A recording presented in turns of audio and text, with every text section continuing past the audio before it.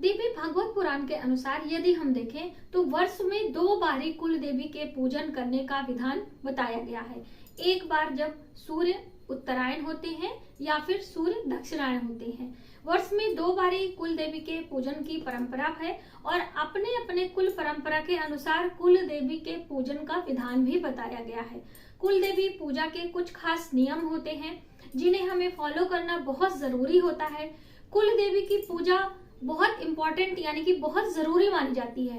उसका सबसे प्रमुख कारण होता है हमारे पितरों की आत्मा को शांति, पितरों की प्रसन्नता, साथ ही कुल देवी की प्रसन्नता यदि हमारे परिवार में बनी रहती है तो हमारे कुल वंश में वृद्धि होती रहती है।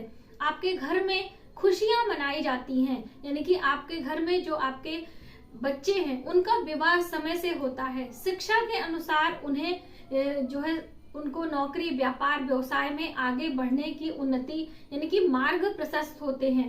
तो इतनी बड़ी महिमा कुल देवी के पूजन की बताई गई है। तो आज के वीडियो में हम यही जानेंगे कि कुल देवी की पूजा हमें कब और कैसे करनी चाहिए, कुल देवी पूजा करते समय किन किन बातों का हमें ध्यान रखना चाहिए। तो चलिए देर न करते अपने वीडियो की शुरुआत करते हैं। और दोस्तों, यदि आप हमारे चैनल पर पहली बार आए हैं, अभी आपने हमारे चैनल को देखा है तो प्लीज सब्सक्राइब कर लें और वीडियो आपको हेल्पफुल लगती है तो अपने फैमिली फ्रेंडों में शेयर करना ना भूलें। चलिए देर न करते अपने वीडियो की शुरुआत करते हैं। दोस्तों, हम बात कर रहे हैं कुल देवी के पूजन के बारे में। कुल देवी पूजा की विधि क्या है? तो सबसे पहले तो आपको यही मालूम होना चाहिए कि आपके जो बड़े बुजुर्ग हैं, जो आपके पूर्वज हैं, वो जिस प्रकार से कुल देवी की पूजा करते थे उसी प्रकार से कुल देवी की पूजा को आपको आगे पीढ़ी दर पीढ़ी बढ़ाते रहना है, यानी कि उसी प्रकार से करना चाहिए। कुल देवी और कुल देवता दोनों की पूजा साथ में की जाती है। जैसे पति और पत्नी दोनों साथ में जब मिलते हैं तभी हमारे वंश की वृद्धि होती है। अकेले पति या फिर अकेले पत्नी वंश वृद्धि करने में सक्षम नहीं होते हैं। इसी प्रकार से जब आप अपने कुल में पूजा करते हैं तो कुल देवी कुल देवता के दोनों के ही पूजा का स्थान दिया जाता है। और वर्ष में 2 बारी हमारे घर, जैसे कि वर्ष में 2 बारी नवरात्रि आती है, प्रत्यक्ष रूप से, गुप्त रूप से तो 2 बार और प्रत्यक्ष रूप से 2 बारी, तो 2 बारी कुल देवी भी हमारे इस मृत्यु लोक पर आती हैं और हमारे घर में अपने अपने कुल परंपरा के अनुसार अपने घर में पूजा मांगती हैं। उसी प्रकार से आप अपने घर में जब देवियां आती हैं तब उनका पूजन आपको करना होता है। जैसे कि अभी इस वर्ष अभी नवरात्रि में कुल देवी के पूजन करने का विधान बताया गया है। तो कुल देवी का पूजन किस तिथियों में आपको करना है ये आपके बड़े बुजुर्ग आपको बताएंगे। जैसे कि हमारे जो ऋषि मुनि हैं, जो अलग अलग ऋषि मुनि हुए थे, उन्हीं की वंशज हम माने जाते हैं। आदि अनादि काल से पीढ़ी दर पीढ़ी एक एक करके वो ऋषियों के नाम से वंशज बनते आगे बढ़ते चले आ रहे हैं। उन्हीं के नाम पे जो हमारा गोत्र होता है रखा जाता है। ब्राह्मणों की हम बात करें तो जैसे वशिष्ठ गोत्र होता है, सांडिल्य गोत्र होता है, गर्ग गोत्र होता है।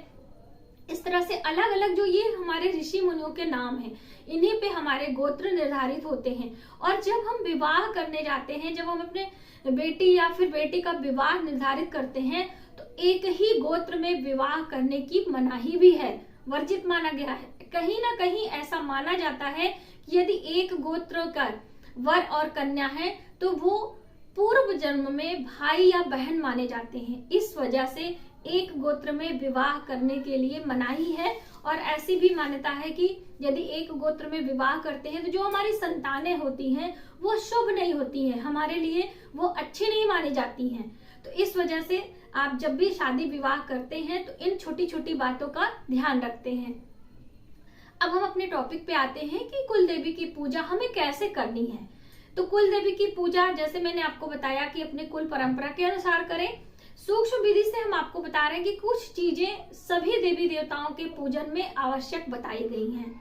जैसे कि स्वच्छता और शुद्धता, 2 अलग अलग चीजें हैं, आप इसे समझें तो इन्हें आप पूजा करें। जैसे हम अपनी बात करें तो हमारे यहाँ कुल देवी की पूजा जहाँ पे हमारे पूर्वजों का निवास स्थान था वहां पे होता है और हम लोग वर्ष में जाते हैं और वहां पे पूजा अर्चना करते हैं। वहां पे कड़ाही देने का भी परंपरा होती है। आपने देखा होगा कि जो हमारे बड़े बुजुर्ग थे वो घर से सभी सूखी चीजें एक साथ एकत्र करके और वहीं पर जहां पर देवी का मंदिर होता था, कुल देवी का चौरा कहा जाता है, जो चौरा होता है यानी कि उनका एक स्थान दिया गया होता है, वो वहीं पर लकड़ियों को इकट्ठा करके और अग्नि जलाकर हलवा और पूरी या फिर मीठे पुए या रोट बनाए जाते थे और वो माता को अर्पित किए जाते थे। और ऐसी भी मान्यता है कि जिस तिथि में पूजा, जैसे कि सप्तमी तिथि में यदि आप पूजा कर रहे हैं तो 7 रोट चढ़ाने की परंपरा है, अष्टमी में 8 रोट, नवमी में 9, इस तरह से तिथियों के अनुसार उसकी संख्या को निर्धारित किया जाता था। अब देवियों की पूजा में लौंग बहुत आवश्यक होता है। लौंग के बिना हमारे कुल देवी की पूजा अधूरी होती है।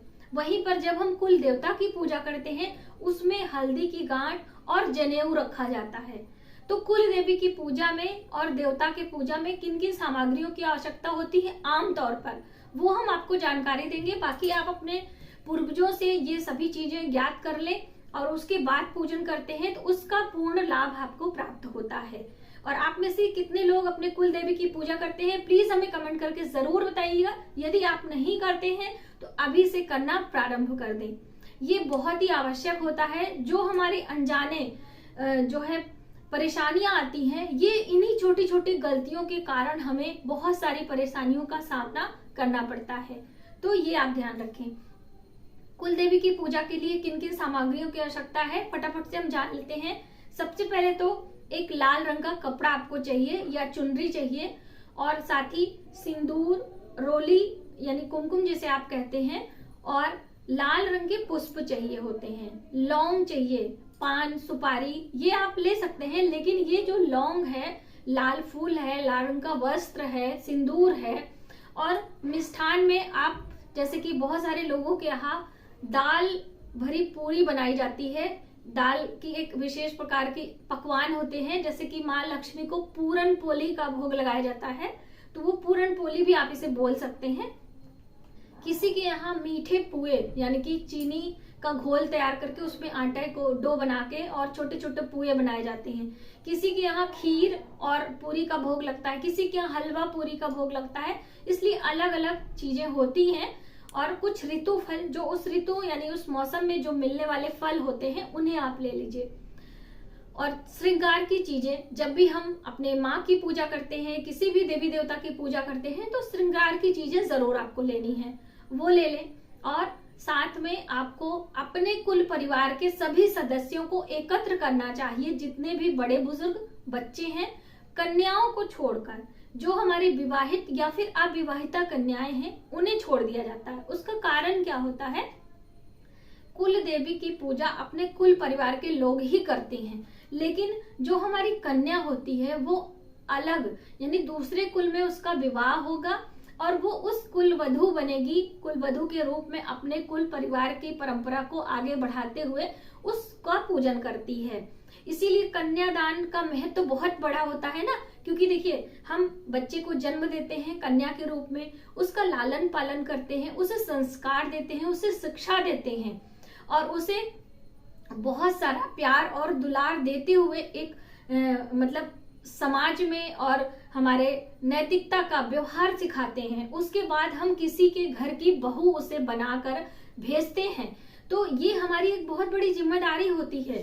प्लीज आप इसे अन्यथा ना लीजिएगा, ये हमारे ऋषि मुनियों ने हमें बताया है, ठीक है।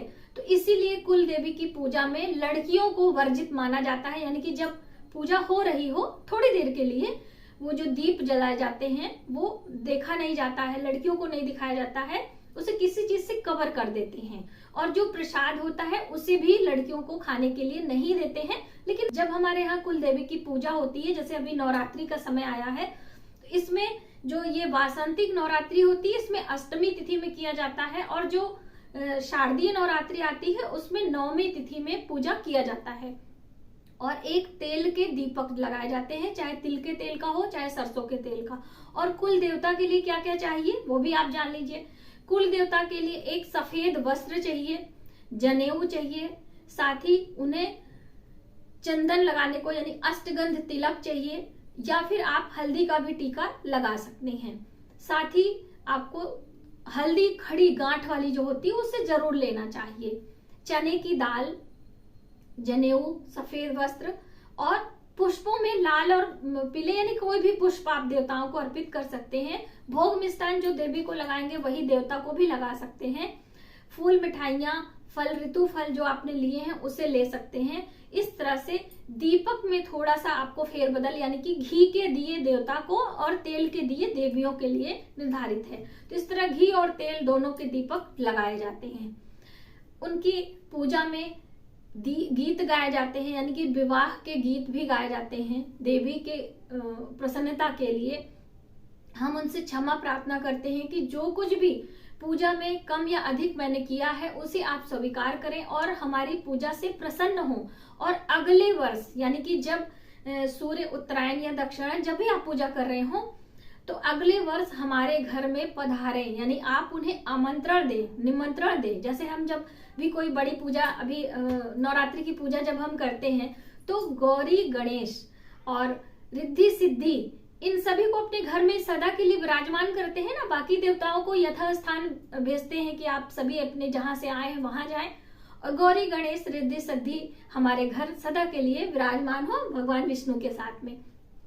तो ऐसी मान्यता है। इसी प्रकार से आपको कुल देवी को अपने घर आमंत्रण देना चाहिए अगले वर्ष आने के लिए। इसी तरह से कन्याओं को जब हम कन्या भोज करते हैं तो अगले वर्ष निमंत्रण देते हैं ना, तो ठीक उसी प्रकार से। तो ये छोटी छोटी बातें हमारे कुल देवी की पूजन में बहुत मायने रखती हैं। और दोस्तों, अन्य जैसे आपके घर कोई गेस्ट आए हैं, कोई कुछ आया है, तो उन्हें आप पूजा का प्रसाद वगैरह या पूजा में शामिल नहीं करते हैं। आप अपने घर में जहाँ पे आपके यहाँ किया जाता है आप वहीं पे चुपचाप कर लें और उनसे प्रार्थना आदि करते हैं। ऐसी मान्यता है कि कुल देवी यदि प्रसन्न रहती हैं तो घर में संतानें बहुत ही शुभ और बहुत ही गुणवान पैदा होती हैं। जो आपकी बहुएं आती हैं आपके घर में वो बहुत ही आज्ञाकारी और कुलवंती होती हैं, यानी कि आपके कुल को आगे बढ़ाने वाली होती हैं। तो ये बहुत सारी बातें मायने रखती है। और माता सीता ने भी कुल देवी की पूजा अयोध्या में की थी। तो इस तरह से अनेक कथाओं से हमें ज्ञात होता है कि कुल देवी की पूजा करना कितना आवश्यक और कितना महत्वपूर्ण माना जाता है। हमारी जानकारी आपको थोड़ी सी भी हेल्पफुल लगे तो प्लीज हमारे वीडियो को लाइक करें, शेयर करें, सब्सक्राइब जरूर करें। न्यू वीडियोस के लिए मिलते हैं एक नई जानकारी के साथ नई वीडियो में। तब तक आप अपना ख्याल रखें। जय माता दी।